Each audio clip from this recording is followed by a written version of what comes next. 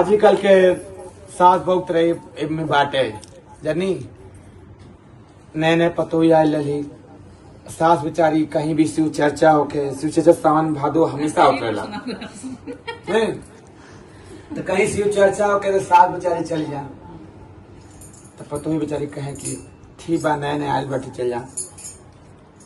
तो एक दिन बात भाई घर में बैठा लोग नए नए कले रे दुल्हन कली का नए नए आयल बड़ू तो कुछ भजन गौ तू कहलू हम जब से आयल बाड़ी मन 2-4 महीना हो गए बा कहलू कि हे अम्मा हमरे भजन आवेला हमरे चर्चा वाला हमारे बियाह गीत गवाने सब कुछ आवेला कहीं सुनाओ तो कुछ बड़ा मन करता है भगवान के 2-4 भजन हमारे घर ही मन करता चर्चा सुने कहीं जाए के मन नहीं किया कल ठीक बा अम्मा और जब पतो ही कुछ आवे तब ना कुछ कहे 10 मिनट तक इन्हें उन्हें बाईसी माई तरह इन्हें मुँह बोलू कली अम्मा जी कली का एगो बात कही रहते बड़ा डर के कली का कह हम तो हर करिए कली का कही सुनी ना हमें कोनो चर्चा ना कोनो भजन ना कोनो गीत ना कोनो कुछ आवेला हम बस लोलरे के तेज हैं जल्दी कि बस जो ना आप कहने होकर हम कहने भरइयो आवेला ठीक बा हम भोलेनाथ के चर्चा मलने बाटी नहीं हम अपन गलती भोलेनाथ के आगे स्वीकार करते नहीं ये भोलेनाथ जी हमें कुछ ना औलाद स्वीकार करे जौन बात हो ना ये मस्जिद करी का आप तो रोज है शिव चर्चा में रोती सरिया जानी आपे सुनती रोते आप चर्चा में जाते नहीं रोजे कथा कहानी होता रोजे 12 बजे से आपका टीम थी पढ़ा रोजे थी रहता आप जब बने तब चले करें कल ये दुल्हन कली का हम कहीं भगवान भोलेनाथ के जन गति तोरी तन गति मोरी हम लोलवे के तेज हैं कली अच्छा कई दुल्हन जका लोला देवो बजाए सासु जाए ला जाए तू लोला बजा तो हम कहीं हमारे हई आलत तो हम कहें कहीं ठीक माता जी आप भोलेनाथ के आगे स्वीकार करते नहीं गलती तो हमन के दुल्हन जाने और मंदिर पर के मंदिर बने वही पर के बाबा बुला के 2-3 चर्चा सुन के 2-1 भजन सुन के 2-1 चर्चा सुन के मन थोड़ा सा इतनी करे जा सास पुत्री घर में बैठ गली राह चलता बाबा बुला के ली मंदिर पे अब बाबा जब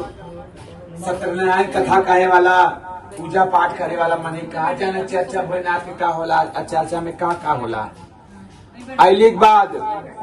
बाबा अपन सांखी ठाकुर जी पुस्तक झोला झम्मर जितना होला बाबा लेके आके बैठ गए ना इन्हें सासू पतो ही बैठ गई कहने बाबा कथा चालू करी ना ही बाबा कथा ना ही सुनेगा हमसे आपके आज हमें भोलेनाथ के आपसे चर्चा सुनेगा अब बाबा बेचारे सत्यनारायण कथा कहे वाले उ का जाने की चर्चा का होला भजन का होला ई का होला कल हे भोलेनाथ जी बड़ा गाढ़े में फसल आस्ते तोले पतोहिया ओहम देखी तरे ऊपर बा तेजम तेज मन कल ऊपर ही पड़े का कहली पतोही रानी घर में गईली आ तुरंत कड़कड़ा नोट 500 निकाले कल हे बाबा हाई हमारी तरफ से पहले चर्चा सुना दी हमारी तरफ से चर्चा सुना दी तो मान ली बैठ जाइए आराम से नहीं ठीक है ऊपर बैठती है ऊपर बैठती कहीं भी 2 पैसा इतनी रहेला मिलेला तो हौसला बढ़ेला बाबा 500 मिलल कहीं ये भोलेनाथ जी हमें तो कुछ ये आवे ना यार झूठ खाते का कहीं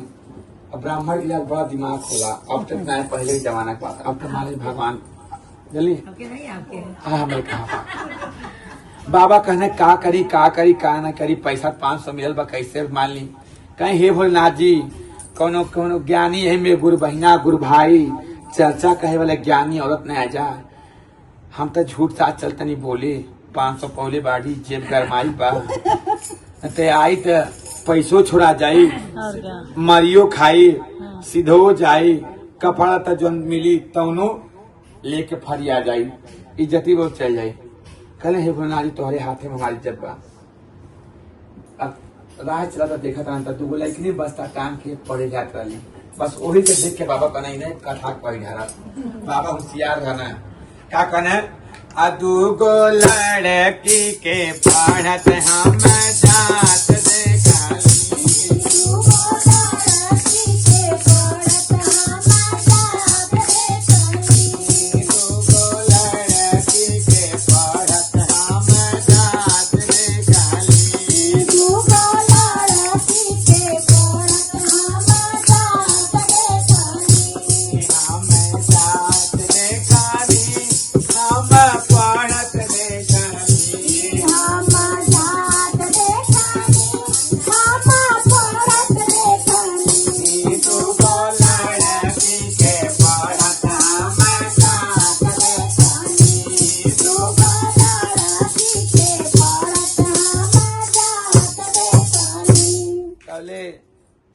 सुई गईली कहीं खूब पुरान गठियाल 500 मिनट कान के जमाना के धैल रही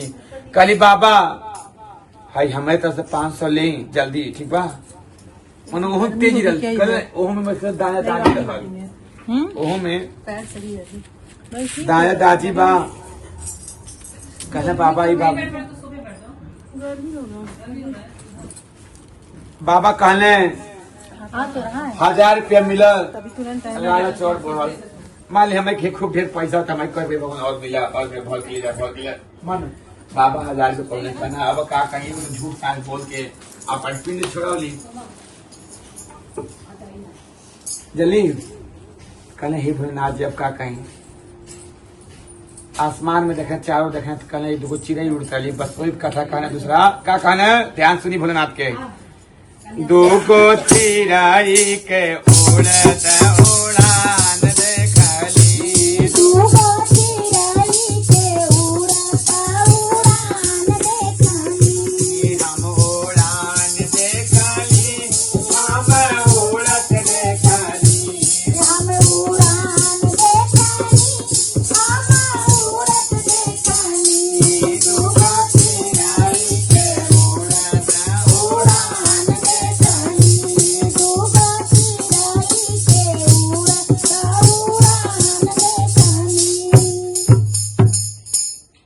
पतोई रानी काली बाबा ही लास्ट पैसा है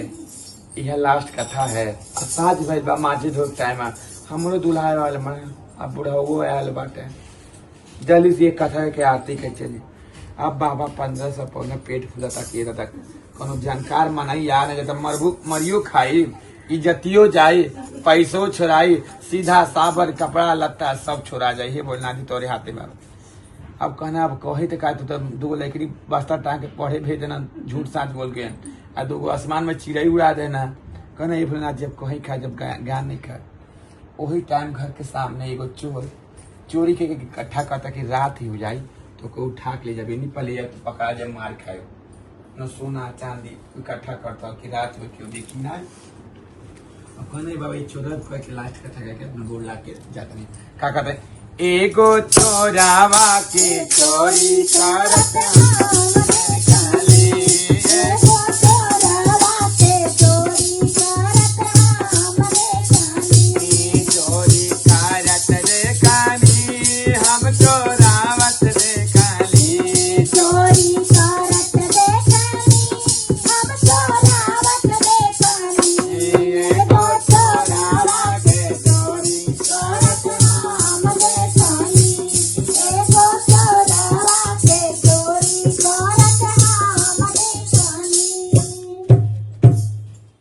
बाबा सीधा शांत मन ले देखे कठरी कपड़ा लगता है।